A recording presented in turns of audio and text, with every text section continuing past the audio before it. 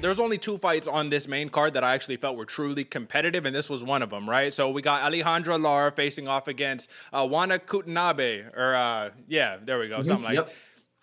So let me see. Kana Watanbe. There we go. Apologies, folks. These names, so you get some of these names in there, whatever the case. All right.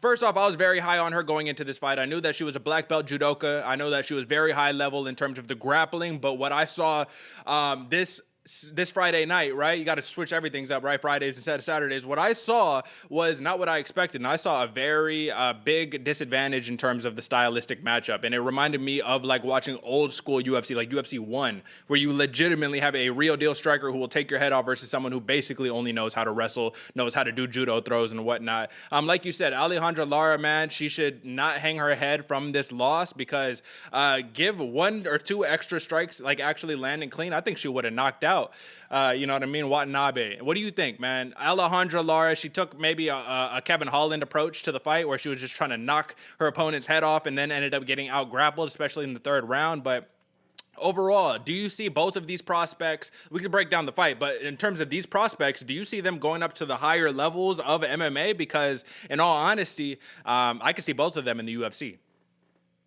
I could see them in the UFC, but with a lot of work. I mean, Yeah, of course. Alejandra Lara definitely, like I said, she got those hands and she earned my respect and my fandom, bro. She can bang, but she got out grappled and she got outpaced and outpushed literally through the entire second and third round. And it was competitive in the second, and then she started just getting outmaneuvered. And I'm gonna mess this name up too. Watanabe, she was not looking good on the feet, very stiff, and was almost taking the Ben Askren approach of just like reaching out. So if you could mix those two pros together and like their strengths of both those fighters together, man, they'd be a hell of a fighter in the UFC. But I think with some work, a couple, maybe a year or two, especially with Lara training with Grasso and that they have a real tough team down there in Mexico, man. So with doing that, learning how to defend the grapples, I think she's a lot more of a prospect, but it's hard to get confident on the hands. I think it's a lot easier to get more proficient on the ground game. Sometimes with those hands, either you can strike or you cannot, man.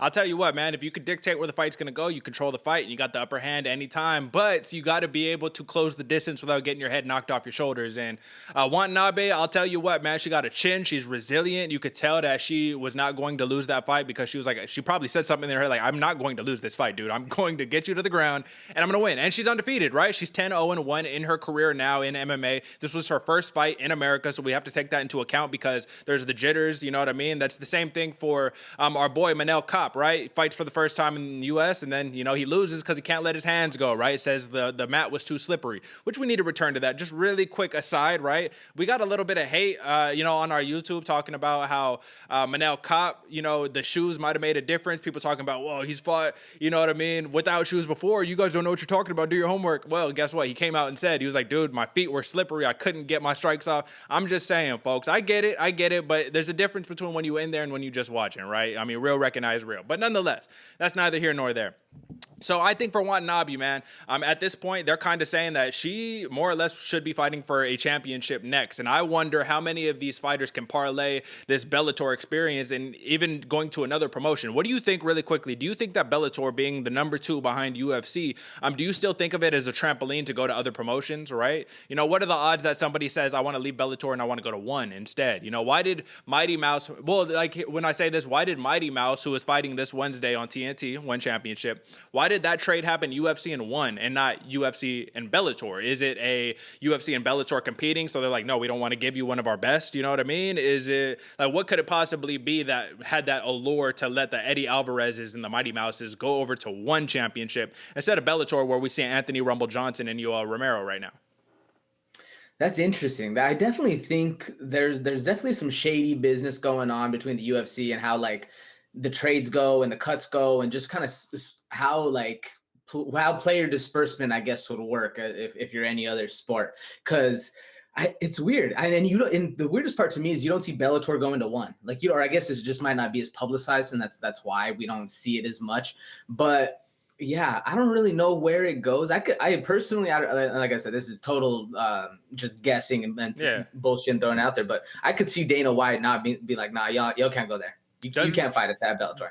But doesn't it kind of seem like there is this like little inner, beef between, Bellator and the UFC specifically? But then again, then it makes you wonder, okay, well, they got rid of Yoel Romero, they cut him, and then he signed to Bellator. So was that Dana White maybe being like, all right, whatever, dude, we're done with you anyways, go over to that promote? I don't know, man. That's kind of neither here nor there, but it is something that it's an interesting point to bring up because, like I said, if the goal is to have competition in MMA, which the UFC absolutely does not want, you have to wonder why there's very few American fighters in one championship, right? Now, there's a lot of American fighters in Bellator, but then you got like the Nurmagomedov takeover in the UFC, and then you got a dude like Usman Nurmagomedov, who we'll talk about in a second, saying we got too many Nurmagomedovs in the UFC. I'll come over to Bellator. We got another one in PFL, all that good stuff, right? So I guess anyways, man, very impressive showing by Alejandra Lara and Kana Watanbe, but I really think that the judoka, man, that grappling is that X factor, and it's going to be really tough to put her away unless you could just keep the fight on the feet the whole time.